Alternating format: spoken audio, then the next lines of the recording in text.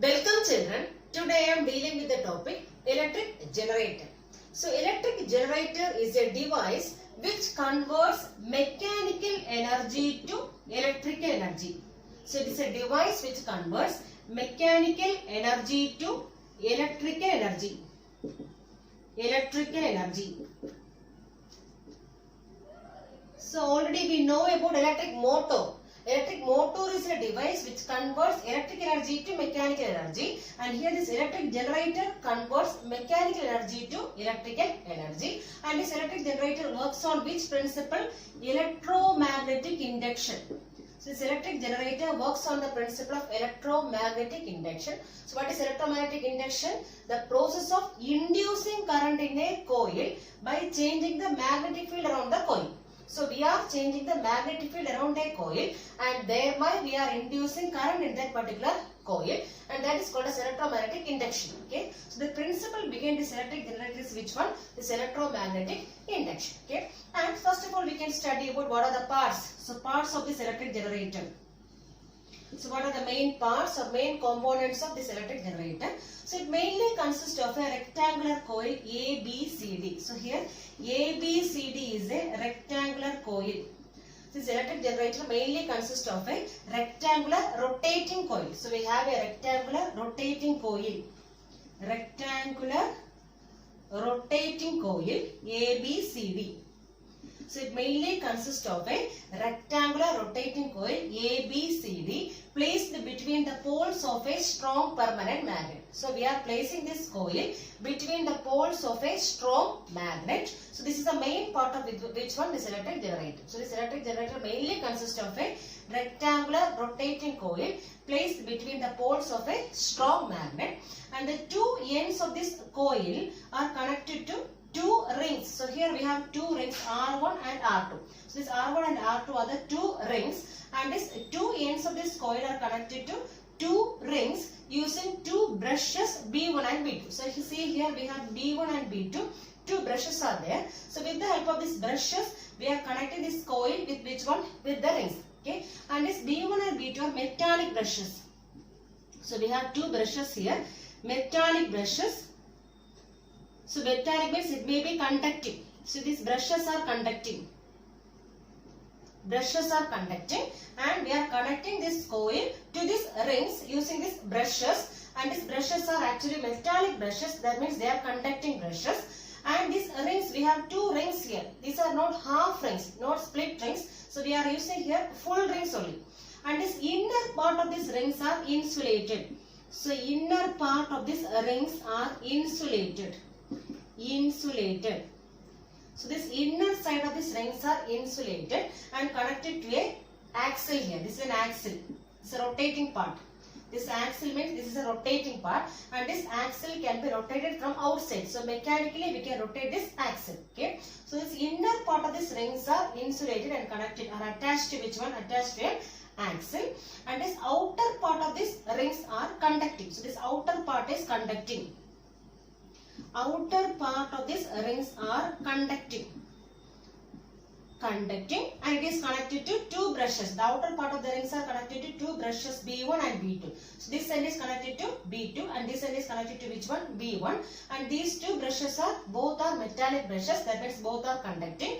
And these brushes are again, this B1 and B2 are two brushes, and these brushes are again connected to which one? A galvanometer. Okay, and I told you, so by mechanically we can give some force and we can rotate which one? This axle. So by applying a mechanical force we can rotate this axle, and thereby which one we can rotate? We can rotate this rectangular coil. Okay, so by giving some external force, or we can rotate this axle, and thereby we can rotate which one?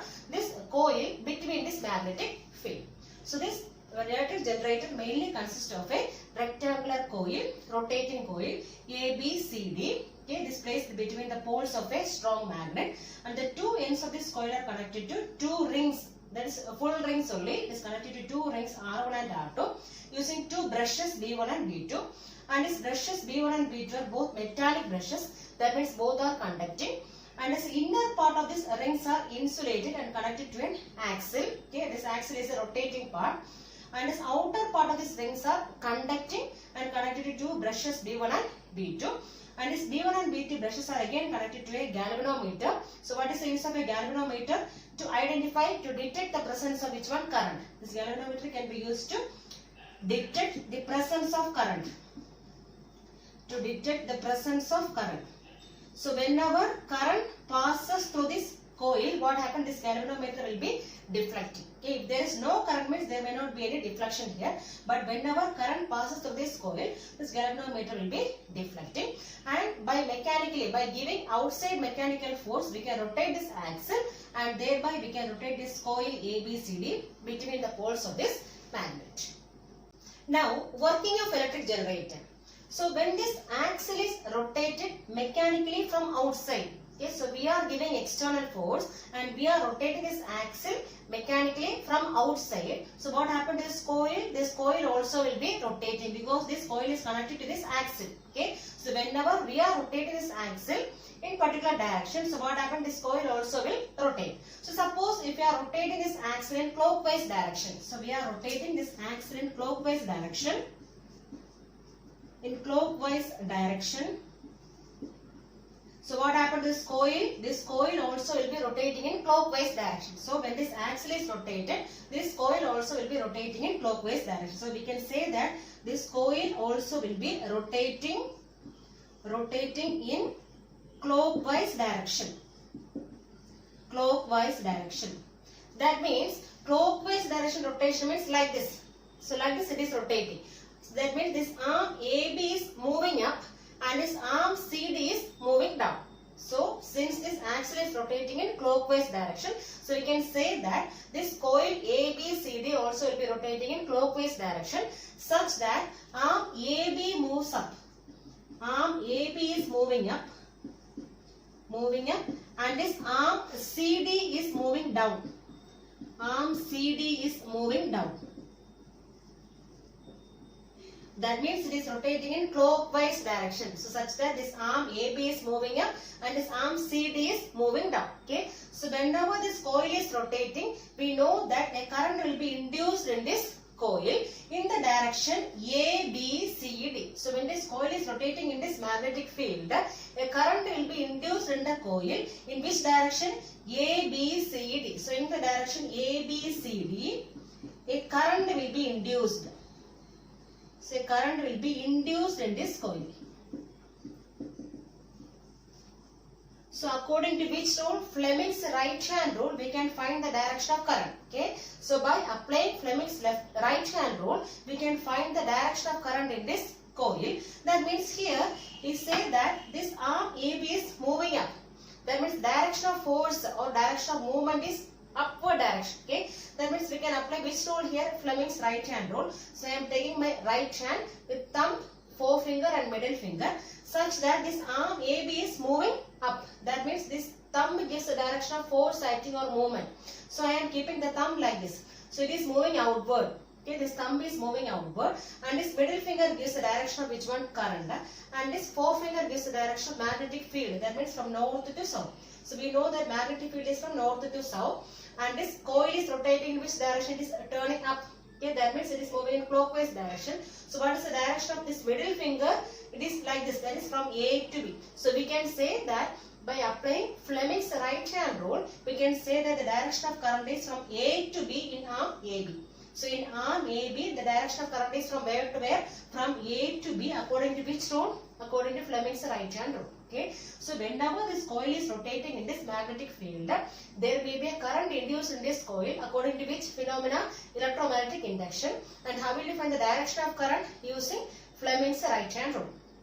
Okay. So when we are stretching the three fingers, that is a thumb, forefinger and middle finger. This thumb is pointing in which direction? The direction of movement of this coil. And this forefinger gives the direction of which one? Magnetic field, that is north to south. Then this middle finger will be in which direction? From A to B. That means in the arm AB, this current is passing from which direction? From A to B. So it is passing from A to B in which arm? Arm AB. So in arm AB, the current flows from where to where? From A to B. From A to B. Similarly, in arm CD, I told you this arm CD is moving in which direction? It is moving, turning inward. Okay, so it is moving inward. So initially I kept the finger like this. Okay, but here now this thumb has to move inward. That means this arm CD is moving inward, and this forefinger gives the direction of which one? Magnetic field. That means from north to south. Then see this finger, this middle finger is pointing like this. That means in this arm CD, the current is passing from where to where? From C to D. Okay, so by applying Fleming's right hand rule, in this arm CD, we can say that the current is passing from which direction? From C to D, according to which rule? Fleming's right hand rule. Okay, so by applying Fleming's right hand rule, we can say that the direction of current in this coil is which one? A, B, C, D. The current is passing in the direction A, B, C, D. That means in external circuit, the current will pass from where to where? So in this coil, it is moving from where to where? A, B, C, D. That means the current is passing in external circuit in which direction? From B2 to B1. So here this is B2, brush B2, and this is B1. This is brush B1. So in external circuit, the current passes from where to where? From B2 to B1. So in external circuit, we can say that in external circuit, current flows from which brush to which brush? That is B2 to B1. From B2 to B1. So why it is flowing from B2 to B1? Because in this coil, by applying Fleming's right hand rule, we know that what is the direction of current? A, B, C, D. Direction of current is from A, B, C, D. That means current is passing like this. So it means it is moving from where to where? From B2 to B1. So what happened to the galvanometer now? It may deflect. Okay, since the galvanometer is deflecting, we can identify that there should be a current in this coil. And what is the direction of current? It is from A, B, C. Direction A, B, C, D. According to which rule? Fleming's right hand rule. Suppose if there are large number of turns in this coil, then the current in each turn adds up to give a large amount of current. So if we want to get a large amount of current, then we can use so many turns. So many turns in this coil we can use. So if there are so many turns, the current in each turn will add up to give a large amount of current. And we know that what is the direction of this external current? In the external circuit, current is flowing from where to where? From B2 to B1. So initially, when this coil is rotating in clockwise direction, so initially in this external circuit, what is the direction of current? From B2, brush B2 to B1. In external circuit, the current is flowing from the brush B2 to B1. Now after half rotation, what will happen? So after half rotation, so initially it is rotating in clockwise direction. So after half rotation, we can see that this AB part will be taking the place of which one? CD, and this CD takes the place of which one? AB. So after half rotation, this CD takes the place of AB, and this AB takes the place of which one? CD. That means the coil will be like this. So see here, this is CD, okay, and this is AB. So this may be interchanged. This AB takes the place of CD and CD takes the place of which one? AB. Now what will happen again? So here, so when this coil is rotating, we can see that this brushes also will be rotating because this we have full rings here. So when these rings are rotating, these brushes also will be rotating. That means after half rotation, this B2 comes here. B2 comes here and B1 is here. Okay, so after half rotation, this AB takes the place of CD and CD takes the place of AB. Now again, when we are rotating this axle, what happens here is, now this CD is moving up. So again, if you are rotating this axle in clockwise direction, this CD part is moving up. So after half rotation, this CD moves up. CD moves up because we are moving it in which direction? Clockwise direction. So the CD moves up, and what happened to AB? AB moves down and AB is moving down. So again, when this coil is rotating in this magnetic field, according to electromagnetic induction, what we can say? Current will be induced in this coil. So what is the direction of current now? So after half rotation, direction of current is from where to where? DCBA. So now direction of current becomes, so after half rotation, direction of current becomes which one? DCBA. DCBA. That means in the arm CD, now current is flowing from D to C. and in arm AB now current is flowing from where to where? From B to A. So initially in arm AB the current was flowing from where to where? From A to B. And initially in this arm CD the current was flowing from which one? C to D. But after half rotation now the current in this arm CD is flowing from where to where? From D to C. And similarly in arm AB the current is passing from where to where? From B to A. And in external circuit, what about the current now? The current is passing from brush B1 to B2. The current passes in external circuit from where to where? From B1 to B2. B1 to B2. So initially the current in external circuit was in which direction? B2 to B1, and after half rotation now this current in external circuit flows from where to where? From B1 to B2. Okay, that means after half rotation now this direction of current is changing. So after every half rotation we can say that the direction of current is changing, and this type of current can be called as which one? Alternating current. So we can say that this current is called as which one? Alternating current. That means after every half rotation this direction of current is changing. Direction of current is changing. So we can say that in each arm the direction of current is changing after every half rotation, and similarly in external circuit also direction of current is changing. Okay, so initially it was flowing from where to where? From B2 to B1. Now it is flowing from where to where? From B1 to B2. That means after every half rotation this polarity of these arms is continuously changing, and this type of current can be called as which one? Alternating current. And this type of generator can be called as which one? AC generator. So why it is called as an AC generator? Because after every half rotation the direction of current in arms are changing. So after every half rotation direction of current is changing. That is why it is called as which one? Alternating current. So what is alternating current? A current which changes direction after a particular interval of time. So after a certain interval of time, if the direction of current is continuously changing, that is called as which one? Alternating current. And here in this case also, after every half rotation, this direction of current is changing, and that is why this current can be called as which one? Alternating current. And corresponding generator can be called as which one? Alternating AC generator. So AC indicates alternating. AC means alternating current. Alternating current. So alternating current means after a particular interval of time the direction of current is changing. Okay, like that it is continuously changing after equal interval of time. That is why it is called as alternating current, and this corresponding generator can be called as which one? AC generator. So here I told you in the case of AC generator we are producing alternating current. That means the current which is changing direction periodically. Okay, the current which is changing direction periodically can be called as which one? Alternating current. And in this AC generator we are producing alternating current. Suppose if we want to produce direct current. So if we want to produce direct current, that means DC. So if we want to produce direct current DC using this electric generator, we can use which one? This split ring type commutator.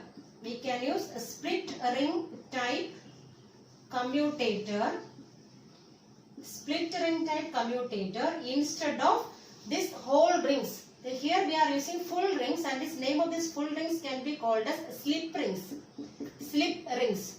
So whatever we are using its AC generator, it can be called as slip rings. That means full rings. So if we want to get direct current or DC using this electric generator, we can use split ring type commutator instead of this slip rings. So what is the advantage of using this split ring type commutator? So if you are using this split ring type commutator, this one brush will be always in contact with the arm which is moving up, okay, and the other brush will be always in contact with the arm which is moving down. That means here, suppose instead of this slip ring, so we are using split ring. Then initially we told you this is B1, this brush B1, and this is B2. Two brushes are there, B1 and B2, and initially we have A, B, C, D coil. So this is A, B, C, D. So before half rotation, so we know that current is passing in which direction? A, B, C, D. The current is passing in A, B, C, D direction. That means the current in external circuit flows from where to where? From B2 to B1. Okay. So at half rotation, so when this coil is rotating, so after half rotation, now this CD comes here and AB will be moving there. Okay, so after half rotation, now this DC comes here and AB will be going here. AB comes here, but these brushes will remain there since only this split rings will be moving. So whenever this coil is rotating, only this split rings will be moving, because this we are using only split ring, half rings. So here we are using half rings instead of the full ring. So when this coil is rotating, only this split ring will be rotating and its brushes will remain there itself. So this brush B1 will be always in contact with which one? The arm which is moving up. And similarly this brush B2 will be always in contact with the arm which is moving down. So one brush will be always in contact with the arm which is moving upward, and another brush will be always in contact with the arm which is moving down. Okay, so thereby we can produce direct current outside here. So it is always moving in only one direction, from where to where? Only from B2 to B1. So we are getting a direct current by using which one? The split ring type commutator. Okay, so direct current means it may be flowing in only one direction. So DC flows only in one direction. Only in one direction. So this DC current means which one? Direct current. Right? It always flows in only one direction. Now what is AC? Alternating current. It may be reversing direction after a particular interval of time. So by using a split ring type commutator, we can produce DC current using this electric generator. Okay. Now how will you convert this AC generator to DC generator? By using a split ring type commutator. Split ring type commutator. Split ring type commutator. So when we are using a split ring type commutator, the corresponding electric generator can be called as which one? DC generator. DC generator. That means in this generator we are producing direct current or DC. So if you are using a split ring type commutator, the corresponding generator can be called as DC generator. So if you are using this slip rings, the corresponding generator can be called as which one? AC generator, because there we are producing alternating current and here we are producing direct current. So DC means direct current. Direct current. That is, it does not changes direction. It always flows in one direction. So direct current always flows in one direction. Always flows in one direction.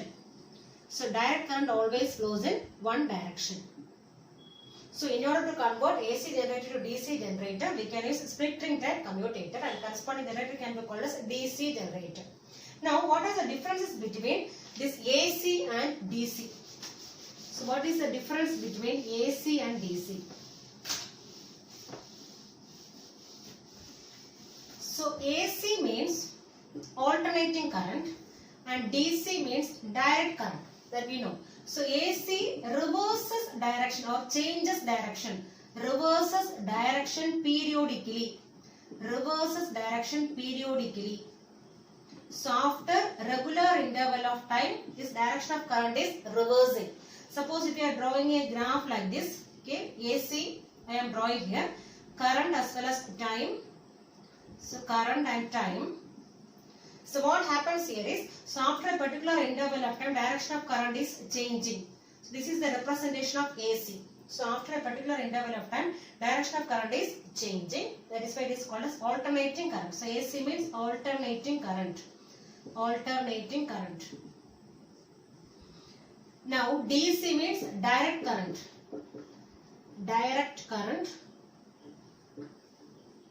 Direct current. It always flows in one direction. Always flow in one direction. One direction. Will not change or reverses direction. Suppose if you are representing graphically DC current. So here in Y direction we are taking current and here we are taking time. So representation will be like this only. So this is straight line graph. Okay, that means the current is direct, or that means straight line. It is moving along a straight direction. It will not change its direction. Okay. Now second one, this AC can be transmitted over a long distance. We can transport AC over a long distance. This AC can be transmitted transmitted over long distances. So transmitted over long distance without much energy loss. Without much energy loss. So without much energy loss, we can transport AC over a long distance. This energy will not be lost by traveling over a long distance. For which one? This AC, alternating current. But this DC cannot be transported over a long distance. So it cannot be transported over long distances. Over long distances. Long distances.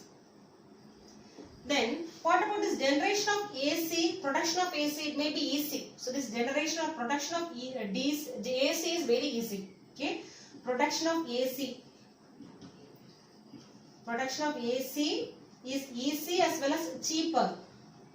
Easy as well as cheaper.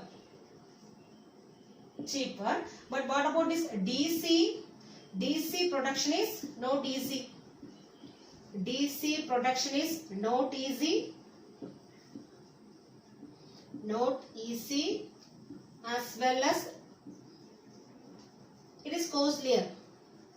It is costlier compared to which one? Yes. So these are the advantages of which one? Alternating current over direct current. So this alternating current may be reverse in direction periodically, but this DC always flows in one direction. Then this AC can be transmitted over a long distance without much energy loss. But this DC cannot be transmitted over long distance, and this production of AC is easier as well as it may be cheaper. But this production of DC is not at all easy as well as it may be costlier compared to which one? This production of AC. And if you want to produce, if you need large amount of current, we are using alternating current. So in household circuit we are using AC only. Okay, alternating current, because we need large amount of current there. So if we need small amount of current, we can use this direct current. But normally for large amount of current, we are normally depending on this alternating current only. Okay. Now in India, the frequency of AC is taken to be 50 Hertz. So in India, so in our household circuit, the frequency of AC is how much? 50 Hertz. So in our household circuits, this frequency of AC, or in India, normally in India, frequency of AC is taken as, frequency of AC is 50 Hertz. 50 Hertz. That means, so here, after 1/100 seconds, so in India, after every 1/100 seconds, this direction of AC is changing. Direction of current or direction of AC is changing. So after every 1/100 seconds, this direction of AC current is changing in India normally. Okay. Suppose if you are drawing an AC current like this. So current, time. Okay. So it is said that this AC will be changing direction periodically. So in India normally after every 1/100 second. Suppose here this is 1/100 second. That means after 1/100 second, what about this current? The current is changing the direction. Okay. Now what about again this much time? It is again 1/100 second. Okay. And again what is this much time? Again 1/100 second. So after every 1/100 second, this direction of current is changing in India. Okay. That means what may be the time period here? So we know that this is one wave. So this is one crest and one trough. So this much becomes one wave. Okay, one AC. We can take it as one AC wave. So in case of one AC wave, the time taken can be called as time period. So what is the time period for this one AC wave? This time period capital T equals 1/100 plus 1/100. That means 1/100 plus 1/100 is how much? 2/100. So in India, what is the time period of one AC wave? It is 2/100 second. In India, the time period of one AC wave is how much? 2/100. That means 1/100 plus 1/100. So after every 1/100 second, this direction of current is changing. Okay, that means 1/100 plus 1/100 is how much here? 2/100 second. Okay. Now what about frequency? So frequency, what is the relation connecting frequency and time period? Frequency equals 1 by time period. That means 1 by what is time period here? 2/100. This 100 will go in the numerator, so it becomes 100 by 2. That is equivalent to 50 Hertz. That is why I initially said now in India, what is the frequency of AC? It is 50 Hertz. Because after every 1/100 second, this direction of current is changing. Direction of AC is changing in India. So it is about India I am saying. Okay. This is about which one? This frequency of AC as well as time period of AC.